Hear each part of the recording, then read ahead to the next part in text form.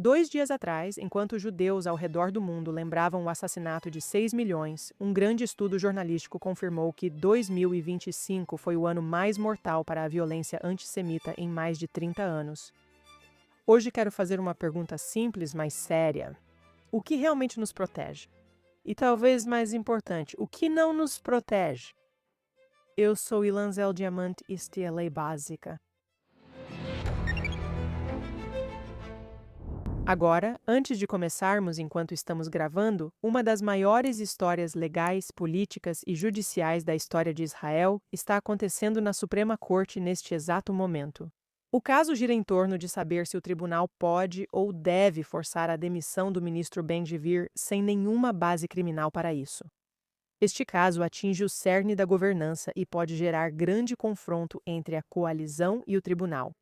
Mas como isso está acontecendo exatamente enquanto estamos gravando, vou abordar esse assunto no nosso próximo episódio e hoje vou focar não no caos israelense, mas em algo que acredito que Israel oferece aos judeus ao redor do mundo.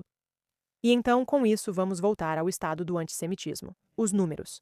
A Universidade de Tel Aviv divulgou seu relatório anual sobre antissemitismo esta semana. 20 judeus foram assassinados em ataques antissemitas no ano passado, 15 em uma celebração de Hanukkah em Bondi Beach, em Sydney, 2 em uma sinagoga de Manchester no Yom Kippur.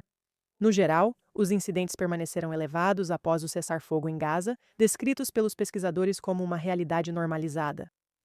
O mesmo relatório observou que os ataques físicos aumentaram mesmo em países onde o total de incidentes diminuiu e que, em todo o mundo, os incidentes antissemitas continuam dezenas de pontos percentuais acima do período anterior à guerra. E como mencionamos frequentemente aqui, nos Estados Unidos, os dados de 2024 do FBI registraram o maior número de crimes de ódio contra judeus desde que a agência começou a monitorar em 1991. Os judeus representam apenas 2% da população americana, mas foram vítimas de 70% de todos os crimes de ódio motivados por religião. Agora, não faz tanto tempo, muito mais judeus se sentiam seguros em muito mais lugares. De acordo com a pesquisa de 2025 do AJC, mais de 9 em cada 10 judeus americanos agora se sentem menos seguros como judeus nos Estados Unidos, um aumento em relação aos 77% de apenas um ano antes. 55% disseram que mudaram seu comportamento por medo do antissemitismo no último ano. 41% deixaram de exibir abertamente sinais de sua identidade judaica em público, e 30% agora evitam completamente certos lugares ou eventos. Houve mudanças dramáticas em apenas alguns anos, e agora chegamos ao ponto inacreditável em que muitos de vocês provavelmente conseguem se lembrar de pelo menos um evento horrível de violência antissemita que teve cobertura internacional.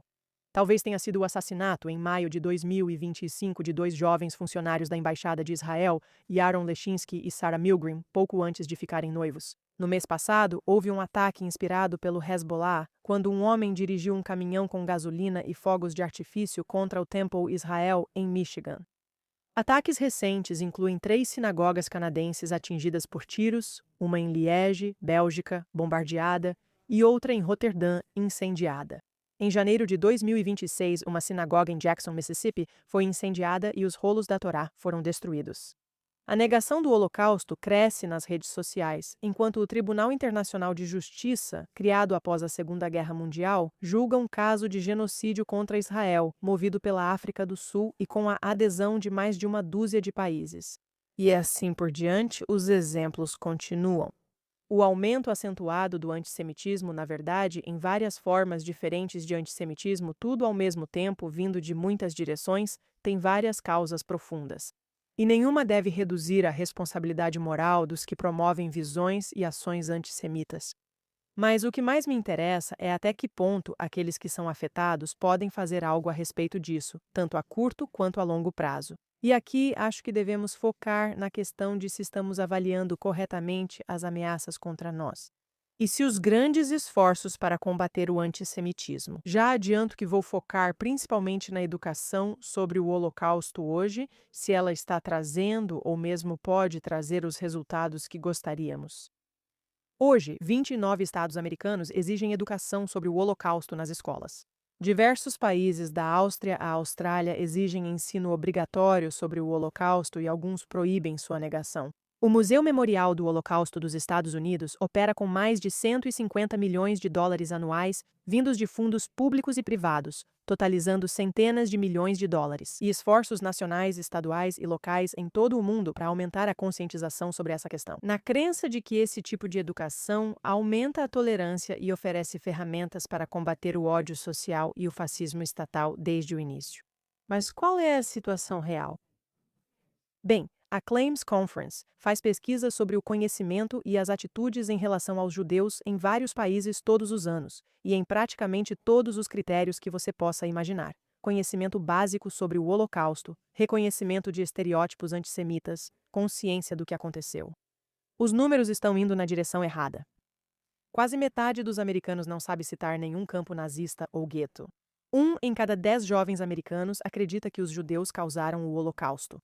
E, enquanto isso, os crimes de ódio estão em níveis recordes. Então, eu realmente acho que a pergunta merece ser feita. Será que os defensores dos atuais métodos de educação sobre o Holocausto identificaram corretamente a ameaça e as respostas para ela?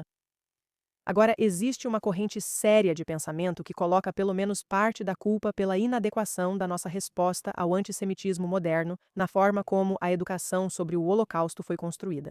Considero partes disso convincentes e quero compartilhar, sempre com admiração por quem se dedicou a essa missão louvável, independentemente de tudo. A educação sobre o Holocausto no Ocidente foi projetada principalmente para ensinar a todos uma lição universal sobre tolerância e preconceito.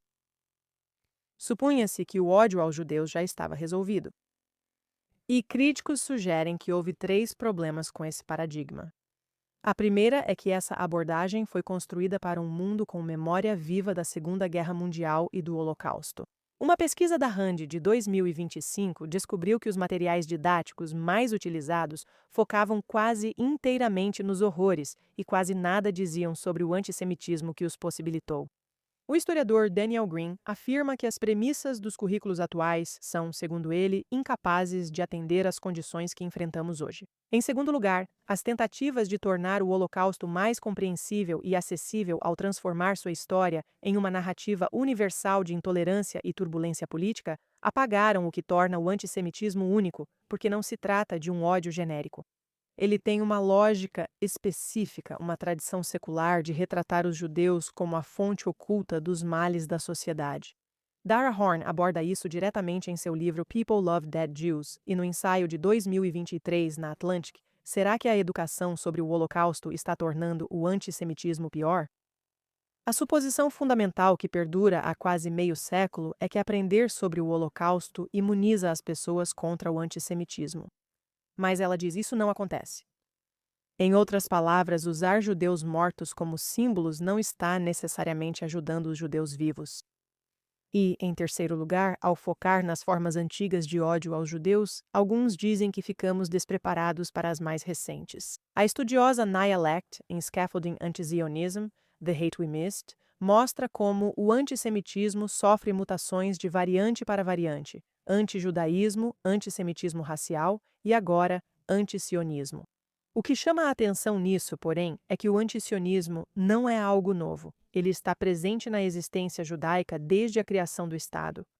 A resolução da ONU, que equiparou o sionismo ao racismo, em vigor de 1975 a 1991, é apenas um exemplo. E ainda assim, a comunidade judaica passou muito tempo tentando traçar distinções claras entre antisionismo e antissemitismo, que, pelo menos hoje, deveriam ser cada vez menos convincentes.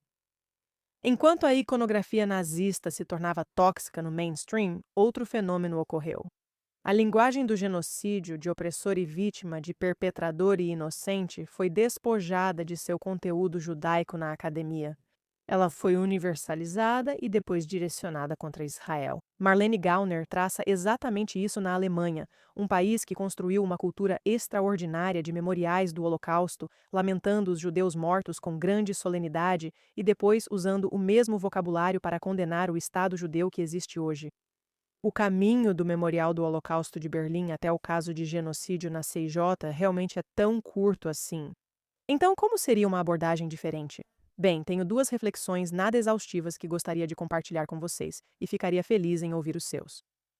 Quem acompanha este programa não vai se surpreender ao saber que acredito que mudar como o povo judeu entende e ensina essa história em suas comunidades é uma das chaves. De acordo com a pesquisa Pew Research, a lembrança do Holocausto é o principal marcador de identidade judaica para os judeus americanos. 76% consideram isso essencial, mais que a prática religiosa, levar uma vida ética ou se importar com Israel. E os judeus britânicos sentem o mesmo?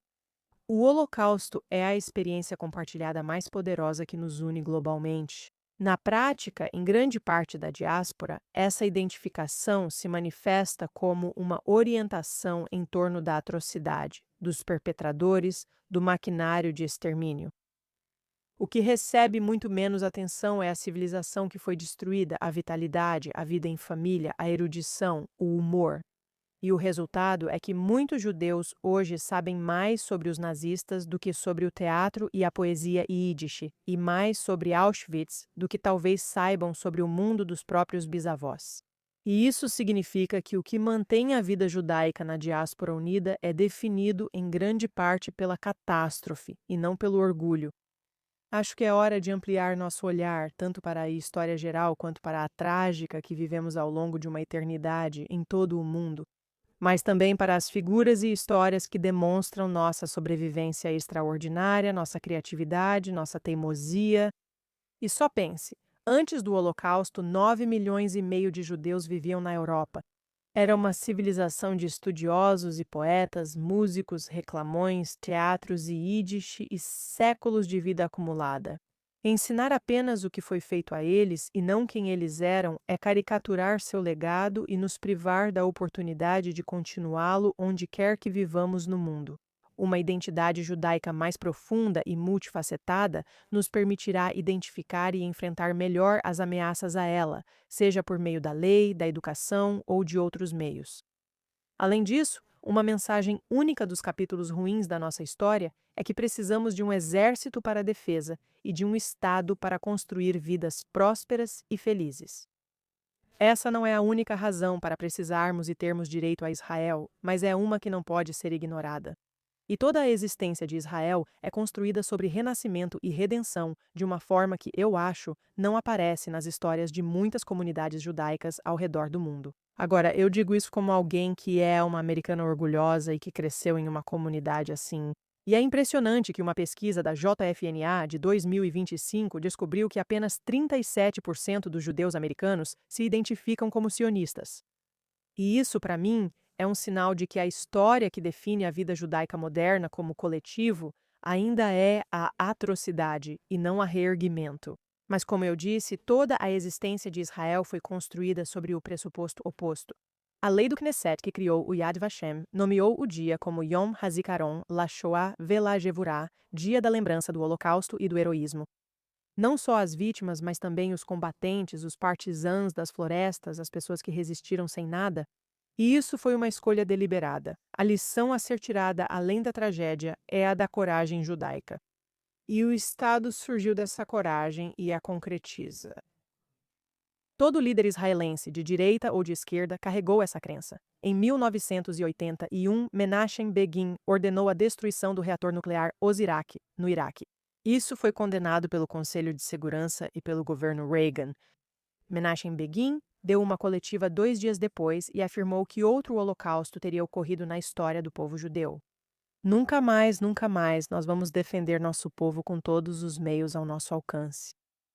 Essa declaração virou doutrina, mesmo aplicada de forma imperfeita. E estamos vendo isso novamente agora na Operação Leão Ascendente em junho passado e na Operação Fúria Épica em fevereiro.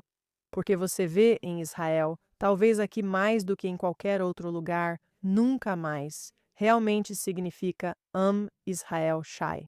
Isso me leva ao que realmente quero dizer sobre este país. Como uma orgulhosa americana e israelense, tendo o Yom HaZikaron e o Yom HaAtzmaut da próxima semana pela frente, sob a sombra de um possível retorno à guerra. Sei que para muitos judeus da diáspora hoje, Israel parece ser uma das razões pelas quais eles estão sendo alvo. O antisionismo se tornou o mecanismo de propagação para grande parte do antissemitismo moderno. Quero defender o argumento oposto. Se você já foi ao Yad Vashem, você atravessa a arquitetura da catástrofe e, quando sai do outro lado, emerge diante de um panorama de Jerusalém. Dinâmica mais antiga, pulsando com discussões e com vida. Agora olhamos para o Yom HaZikaron, que acontece no dia anterior ao Yom HaAtzmaut.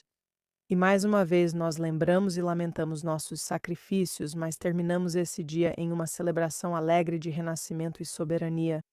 O legado do que foi destruído, assim como do que sobreviveu, está vibrante, desafiadoramente vivo e orgulhoso aqui, e ele se mistura e se reconstrói nas ruas, nas universidades e ao redor das mesas de Shabat. E se eu fosse pensar em como aprimorar as leis e os programas educacionais que implementamos para combater o antissemitismo, acho que eu começaria primeiro entendendo essa premissa: que precisamos aprender que coragem, capacidade e orgulho são o antídoto para a atrocidade e a vitimização. Que devemos combater com firmeza o ódio aos judeus, não importa qual roupagem moral ele assuma, e que existe uma verdade desconfortável a ser encarada na natureza eterna do antissemitismo. Internalizar essa mensagem pode levar à criação de novas métricas de sucesso, realocação de recursos ou até a reforma da celebração do Holocausto no exterior. Cabe a nós e a uma geração de educadores e líderes criar o novo currículo que irá inspirar a próxima geração e nos tornar uma luz para todas as nações, inclusive a nossa. Nunca mais é uma oração, um compromisso ético e uma aspiração. Mas a alegria e a coragem sem reservas de Amisrael Shai é o que lhe dá força. O povo judeu vive. Te vejo na próxima semana.